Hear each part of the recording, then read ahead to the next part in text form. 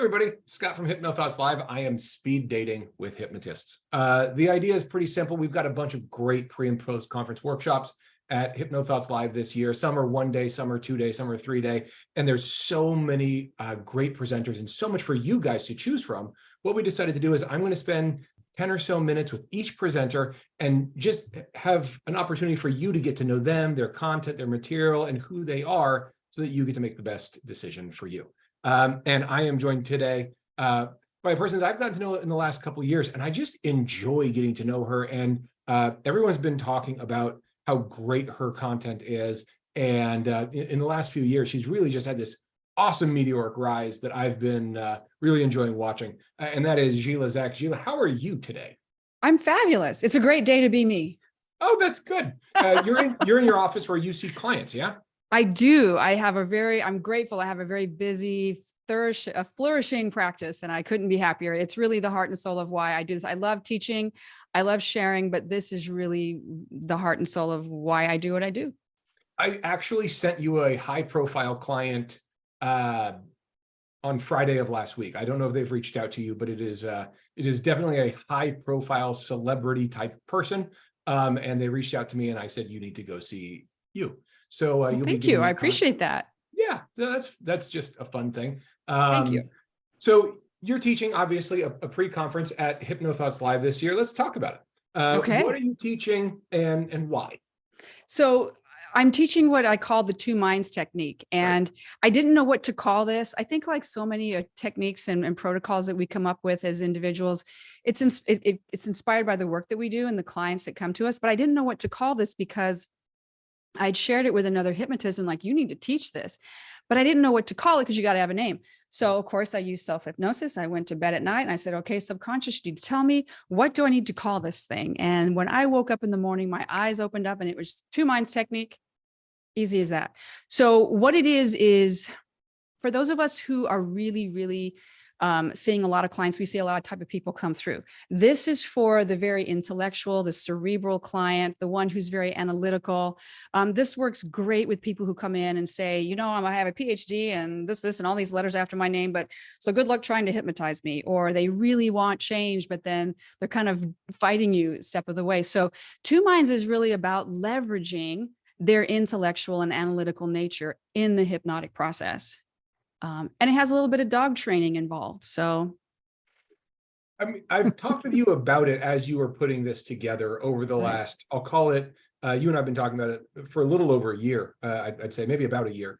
I love it. And in us talking about it, you were talking about how this showed up and how you sort of built all this. And I think that's worth sharing to the people who are considering taking your class. Can you get into that? Sure, absolutely. So I was seeing a client for a very specific phobia. It was a medical phobia. They couldn't have any type of medical thing done. They can watch anything happen to anyone else, but the minute it's blood pressure or something for themselves, they would kind of flip out. So, you know, all of us have learned so much at HypnoThoughts from other trainers. And, you know, when you've utilized absolutely everything that we've taught and in every way that you can think to utilize it. And finally, I just, through a bit of desperation and a little bit of what I call hypno acrobatics, I said, all right, thinking mind, I need you to listen to me very carefully right here. And then I used a specific process with that thinking mind to anchor it in a specific place and way that I could deal with the subconscious mind directly without that thinking mind getting in the way. And it was basically a way to say, you're going to listen to me now, and this is the way it's going to look. And, you know, paternal doesn't always work with everyone, but you'd be surprised at how often it does work with everyone when you use the 2 minds technique. Is that right? So it's really directive. Yeah, it's directive. And then the beauty of it is it switches over into subjective and very abstract. And I use some eye movement therapy. I use all types of think of like everything, so many things that if you're making an omelet, you know, you got to put in all the ingredients. So think about all these wonderful ingredients that we've picked up, and I've just put them together in the Gila Zach way, and we call it 2 minds technique. That's awesome. So Let's talk about what's going to happen in the class itself, because people are watching this video and they're saying, "Wow, that sounds great. I struggle with analytical clients," or "Oh, I'd love another thing to work with that population." So they sign up for your class. They get there to HypnoThoughts Live in Vegas this summer. What's going to happen? What are they going to experience? What are they going to learn? What are they going to take home with them? They're going to get an overview of how first of all, when I put this technique together and I decided that I wanted to share it with other people, I wanted to be able to explain why it works so effectively. So there's going to be a brief, because we've got the whole day, but I don't want to spend all the time going into why this works. I'm just going to give the tidbits of why this works neurologically.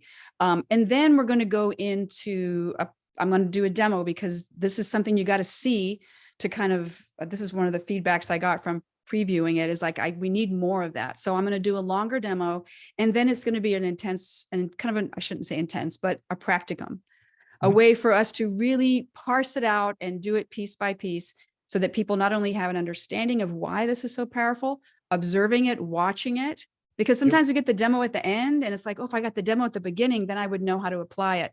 And then we're going questions to ask. Exactly. And incidentally, this doesn't just work with, I specifically came up with it for analyticals, but it works beautifully on anyone. Just want to throw that in there. Yeah. So let me back up. Like we said, you're in your office. What's it like being you? Because the thing for me is, when someone tells me I see 20 clients a week, or I see 5 clients a week, or whatever they say, or I've been seeing clients for 5 years or 20 years or whatever it is, that doesn't mean anything to me. I don't know, like, we all approach the work so differently that I'd love to know what yours is like. What's a day in your office look like? What are you doing? I try to see 4 clients a day. Sometimes it's 5. So I see minimum of 20, sometimes more, but I like to have 2-hour blocks of time for each client. And then a little bit of time in between. Sessions go, if it's a new client, it can go 2 hours. If it's a follow-up, it can be an hour to an hour and a half. So that's basically what it looks like. So I like to have 2 clients before lunch, 2 clients after lunch. And that gives me flexibility with the client. And I let them know up front. I say, this is not talk therapy. It's very different. I personally think it's unethical and unwise to stop the session for the sake of a clock if a client is still processing or activated. And they respect that. So I say, I'm going to do my best as a therapist and my skills to keep it in an hour. But if we go over, there's a reason for it. And they really appreciate that, because I think that, so many times they walk out of other types of therapies a little bit activated and not quite, reintegrated. And I think it's really important for us to make sure that we bring them back to, I tell them, you're always going to leave here feeling way better than you did when you walked in. Yeah, when I was seeing a lot of clients, I booked out, I tried to book out at an hour and a half interval, unless it was a client that I knew, and I knew we were going to be an hour, but my default was an hour and a half for the exact same reason. And people do really appreciate that, because they hate being rushed out the door. Yeah, I would agree. So you're in LA general, right? I'm actually halfway between LA and San Francisco on the coast. So if anybody's heard of Morro Bay or Cal Poly San Luis Obispo, that's where I'm at. Oh, I didn't know you were that far north. I didn't know you were in like the SLO area. Yeah, I'm in SLO, baby. That's right where I am. That's a cool area to be. I had no, in my head, I think of you as HMI. So I think of you as, sort of north of LA, but more LA. Oh, you're further up north than I thought. Cool. Yeah. That actually, go ahead. Yeah. No, I was going to say, and that's what's interesting about when I'm in a generally small area. There's only 14,000 people in Los Osos where I live. Yeah. San Luis Obispo only has like 37. And then the county, it's a relatively small county, but I was booked out like 3 months for the last 3 years, until I just kind of told my higher self, I don't want to be booked out that far. And I don't say that because I want to just say, I was booked out 3 months, because I know there's a lot of new hypnotists out there that are wondering how they can get to that level. And I want to reassure them that it doesn't matter if you're in a small little town like I am, you can make it happen. And it's because of what you bring to the sessions that makes that possible. Yeah, exactly. And do you do any online sessions or anything like that, or is everything in person? Nope. I've been doing online for many years now. And so it's a hybrid. I probably see about 3 to 5 online a week, and the rest are in person. That's cool. And that's still a lot, considering, like you said, the size of the community you're in. Yeah. Well, now I've been doing this for 9 years, so it kind of branches out, she tells 2 friends and they tell 2 friends, and so on and so on. So now I'm getting people from all over the place. That's cool. That's really cool. Yeah. And Okay, so let's bring this back to the people who are considering taking your class. What is it that they need to know? Like, is there like a experience level for them to consider? Like if they say they're brand new, they shouldn't take it, or this is great for brand new. Like, what do you think the ideal ballpark student for you is in this specific class? I can sum it up with a tagline, but I'm gonna break it down after that. That I would say, let my experience become your expertise. Okay. So whether it's a brand new hypnotist that really wants the confidence to learn a specific approach that they're going to be able to extrapolate pieces of it and use, not just as the whole two minds. That's what I love about it, is you can use it as a whole package, or you can pull out pieces and use it. Okay. And then for the experienced hypnotist who just wants to experience something pretty darn cool. That's awesome. That's just another. Anybody can take this class. Yeah. But yeah, I really like working with newer hypnotists because I know what it's like to be new and figuring it all out. And one of my favorite things to do is inspire people. So, you know, I really want to be, I had, Kaz Riley was the first person who told me this. It was a few years ago. She know you really become the hypnotist's hypnotist. You really have. She's totally right about that, by the way. Yeah. So I love that because it is not only do I just really love what I do. And I love inspiring people to get as excited as I am about it. And that comes through in your work, being very genuine and authentic. And that's how you build a practice, because it doesn't matter how many approaches you learn, how much marketing you do. It's when people are sitting in your chair and they're feeling that exchange of authenticity. That's what gets you clients. That's so, like, I've said this to you, and I've said this, I think, in a video somewhere, but where you like blasted onto the scene at HypnoThoughts, and like you said, you've been doing the work for a long time, so I don't want to minimize all of that. But as it relates to HypnoThoughts Live specifically, it was COVID. We were doing 20-minute talks for the first time, and you did a 20-minute talk, and you and Derek Watkins were the two people that did 20-minute talks that everybody talked about. That's supposed to be off.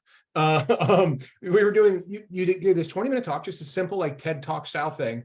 And I don't even remember the topic anymore, but like it was the thing that everybody remembered was your 20-minute talk. And I was getting emails about it for a long time. And I was like, okay, this is the thing. And I'm bringing that up for two reasons. One, because people should know that you've got the goods, and everybody was noticing she's the hypnotist. Like this is the real deal. But I'm also bringing that up because we're doing 20-minute talks again this year. And I think it's a great opportunity for people to see what's coming and who's going to be getting pre and post conference workshops over the next few years. So we've got to run because that's how speed dating works. And it's fast and furious like this. But is there anything else, just last little piece that you think, there doesn't have to be, but if there's anything that you want to say to people considering your class, what would that be? That if I had people asking me this at the ICBH, they said, you know, how have you gotten to where you are with what you do in your teaching? And I said, I make it fun. I'm there to play. I'm not there to prove anything to anyone. I'm not there to reach for some brass ring and grab it. I'm there to play. I'm there to make it fun. I'm there to make it enriching. So that's what it is.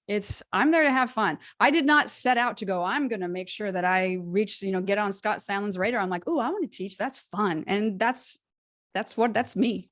It's so congruent. Like the more I've gotten to know you over the last, I'll call it 3 years, like it is like you and Kaz are like, she's a perfect example of this. Like you guys are you're so sincere in what you're bringing. And you guys both do the thing that I love about HypnoThoughts Live, which is you can take the work seriously without taking yourself seriously. And that is just such a fun way to be. And it creates the right environment. So to the people watching this, if you're considering taking this class, it's going to be awesome. If you want to learn more, you go to htlive.net. That's where we have all of them. So there's a button that says pre and post conference schedule. You click that, you'll see everything there. And you can click on this class and you can learn more about Gila. You can see her bio and you can read more about the class, and then you can register right there. We've made it real easy for you guys to find the right classes so you get to help more people. And Gila, thanks for taking time out of your busy private practice to talk with us for a little while. Thank you. And I more than anything look forward to helping other people achieve whatever goals they have, that I can help them get there. It's going to be fun. I'll see you in Vegas this summer. Okay. I look forward to it. All right. Bye. Bye.